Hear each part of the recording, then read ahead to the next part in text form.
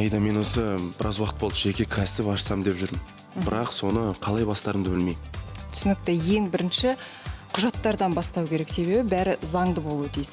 Ал бұл сұраққа біздің тұрақты сарапшымыз Орынғазы Жабылдинов мырза жауап береді. Қайырлы таңға, қош келдіңіз. Қайырлы таң. Қазір негізі бұл процедура жылдан жылға жеңілдетіп бара жатыр. Қазір ол үшін шақ құжат керек, негізінен. Шақ құжат? Шақ құжат. Ол бірінші өзіңіздің жеке куәлігіңіз. Екіншісі ол сіздің тұрғылықты жеріңізді куәландыратын құжат. Ол жаңағы адрестік куәлік болуы мүмкін, немесе де үй кітапшасы дейді. Соны апаруға болады. Үшіншісі ол мемлекеттік тіркеу үшін баж салығын төлеу керек. Сол баж салығын төлегендік жөнінде растайтын жаңағы құжат керек. Оның мөлшері 2 айлық есептік көрсеткіш. Ал ол салықты қандай тәртіпте төлеу керек? Жаңағы баж салығын айтасыз ба? Оны енді қалай төлей аласыз? Оны электронды түрде төлеуге болады, немесе банктың кассалары арқылы да төлеуге болады. Жаңағы тіркеу жөнінде негізі айта кететін нәрсе жөн. Қазір бәрімізге әйгілі e-gov электрондық үкімет порталы бар.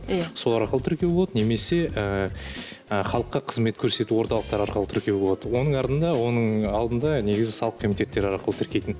Қазір процесі де ұзақтау болатын. Қазір ол негізі тиіс 3 жұмыс күн ішінде сіздің жеке кәсіпкерлігіңізді тіркеп, жеке кәсіпкер куәлігіңізді береді. Аға, жеке кәсіпкерлер жаңағы салықты қандай тәртіпте төлейді? Салықты 3 тәртіпте төлеуге болады. Ол жалпыға белгіленген тәртіп дейді. Екіншісі патент негізінде, үшіншісі оңайлатылған декларация негізінде төлеуге болады. Енді жалпы белгіленген тәртіп дегеніміз ол жеке кіріс салығы 10% мөлшерінде кірістен сол 10%-ды жалпыға белгіленген тәртіпте төлейді. Бәрекелді. Енді жаңа өзіңіз айтып өткендей патент негізінде салық қалай төленеді? Патент негізінде салықты төлеуді бастау үшін негізі ол арнайы арызы беру керек. Жеке куәлігіңізді алдыңыз ба? Сонда 10 жұмыс күні ішінде жаңағы салық комитетіне, салық комитеті оғанда қазір оның жаңа аты бар, мемлекеттік кіріс комитеті деп айтамыз. Соған арнайы арыз беру керек. Патент негізінде осындай салықты төлеуге ниетім бар дегенде.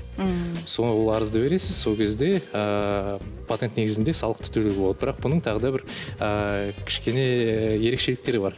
Патент негізінде егер салық төлейтін болсаңыз, сіз жұмыскер жалдай алмайсыз. Тағы да сіздің табысыңыз бір жыл ішінде 300 ең аз айлық жалақыдан көп болмау керек. Егер одан көп болатын болса, онда жаңағы оңайлатылған декларация арыз беру керек, немесе оны жалпыға белгіленген тәртіпте салық төлеу керек. Демек жұмысы көп, жұмыстар болғанда негізі декларацияны төлеу, декларацияны беру патент негізінде өте оңай. Оны жылына бір ретте төлеуге болады. Болады, бір жылына бір. Бірақ алдын ала есептеп қою керек. Мысалы үшін пәтерді жалға беретіндер, жылдан алдын ала біліп отырады қандай салықтар бар екен. Алдын ала біліп, соны санап, жылына әлде қайда бұрын соны төлеп қою болады. Бәрекелді. Енді Ақбергеннің сұрағына керемет жауаптар алдық. Бұдан кейін сен кәсіпкерлігіңді бастауың әбден мүмкіндігің бар. Әрине, рахмет Орынғазыға. Студиямызға келгеніңізге үлкен алғыс білдіреміз, ал біз бағдарламамызды әрі қарай жалғастырамыз. Рахмет.